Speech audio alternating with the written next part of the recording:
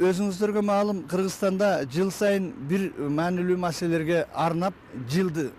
Бирок бир жылдын ичинде ошол маселени түп тамырынан бери чечип кетүү мүмкүн эмес. Муну эгер туура түшүнө турган болсок, өзүнчө бир концепция кабыл алынып, аны материалдык, техникалык жана финансылык каражаттар менен камсыздоо жагында кошо алып барыш керек. Үчүнчү маанилүү маселе, мамлекетте ушул чыгарылган чечимдерди кандай гана мыйзамдар болот, ошонун так аткарылышын алып кете ала турган кадрдык потенциал барбы деген суроону коюш керек да. Мен ойлойм, өткөн жылы дагы ушул аймактарды өнүктүрүү жылы деп жарыяланган.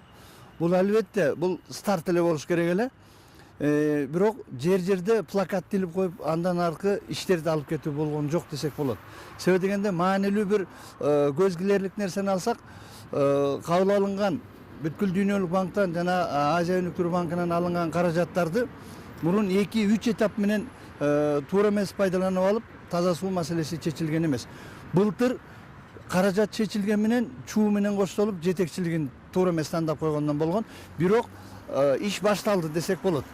Каражат бар. Эми 132 айыл аймактары таза суу менен камсыз болуп, мына бул жылы уландысы десек болот. Экинчиси, бир көзгө көрүнөрлүк бир чоң долбоорлорду ала турган болсок, түндүк түштүк альтернативдүү жол курулап жатат.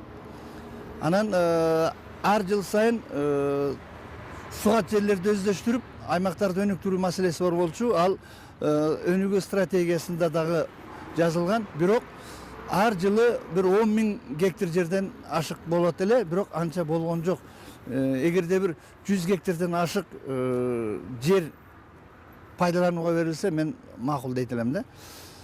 Анан кийин айрым ишкана мекемелер ачылды. Аларды келип жанагы тасмасын кесип кетишти, бирок алар мамлекетке эч кандай тиешеси жок. Жеке ишкерлердин демилгеси менен бүткөн ишканалар болуп калды. Мамлекеттик деңгээлде мына коопсуздук маселесине арнала турган маселе болду. Көбүнчө укук коргоо органдарына үйлөрдү салуу маселеси бир топ колго алынды. Аны менен экономиканы бүт бардыгын тегиздеп кеттик.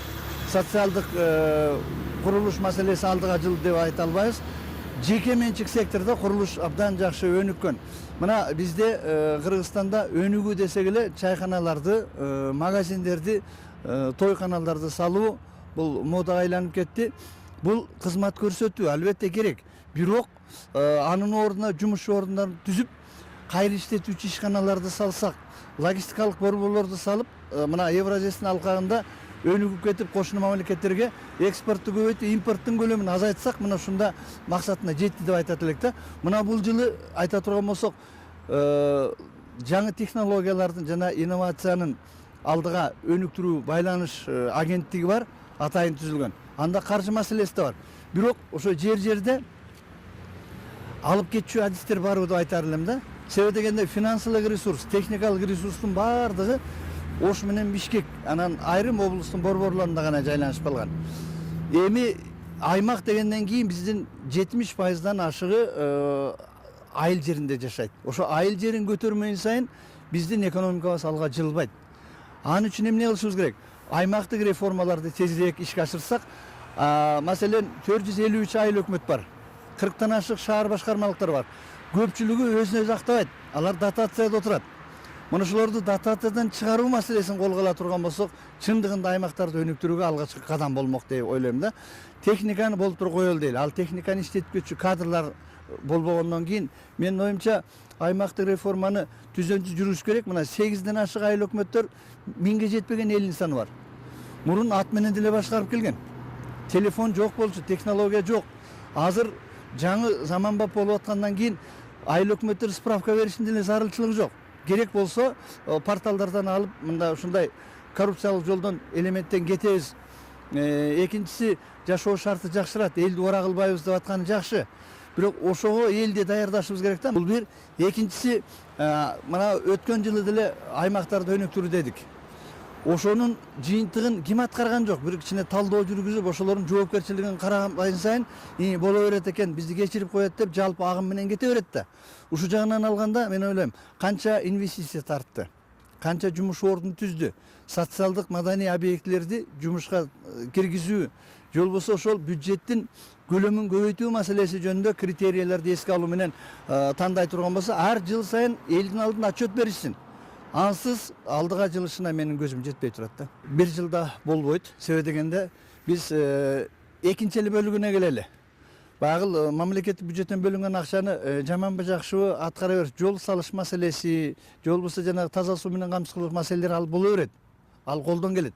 Ал эми экинчи бөлүгү технологияларды толук кандуу киргизип, ошону баягы коррупциялык элементти четтетип ишке салуу маселеси оорураак да. Себеби дегенде элибиз даярбы деген маселе бар. Экинчиси, айыл жерине жана бир айтишник жакшы билген технарларды алып барыш үчүн аларга тиешелүү шартты түзүп берип, анан аларга айлыгын көтөрүш керек. Себеби дегенде аларды банк системасында же болбосо бир жакшы иштеп аткан ийгиликтүү фирмалар жумушка тартып алып кетип калышат. Анан көпчүлүк жерлерди ишке оңой менен аша койбойт деп аткан себебим, ал жерде толук кандуу электр энергия менен, интернет менен камсыз болгонбу. Анан аларды тейлөө үчүн кеңселер, маселен, почтага жүктөп коюшуп атышат көбүнчө. Почта өзү араң болуп турат.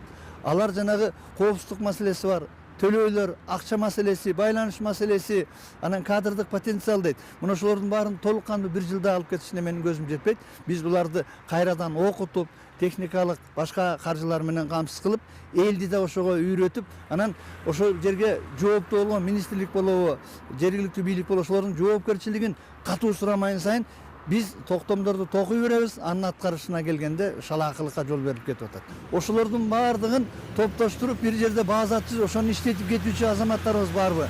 Ошо менен мына дагы эле болсо ушул күнгө чейин кагаз иши менен алектенип, кагаздын үстүнө кагаз менен завалить этип атышат.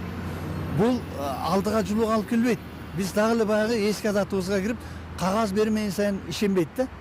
Мисалан, эгерде кагазың болбосо, сен өзүң паспортуңду көрсөтсөң дагы эч ким ишенбей калган заман. Ошон үчүн биз кагаз принцибинен кетип, жоопкерчиликти баягы базадан, ошонун коопсуздугун камсыз кылып сактоочу базабыз жайындабы жокпу, мына ошого көбүрөөк көңүл бөлүшүбүз керек да. Ошого жоопкерчиликтүү азаматтарды эмитен даярдап, ошолордун жоопкерчилиги менен кошо алардын укуктарына дагы, баягы ыйгарым укуктарды да кошо бербесек, эч кандай алдыга жылуу болушу мүмкүн эмес.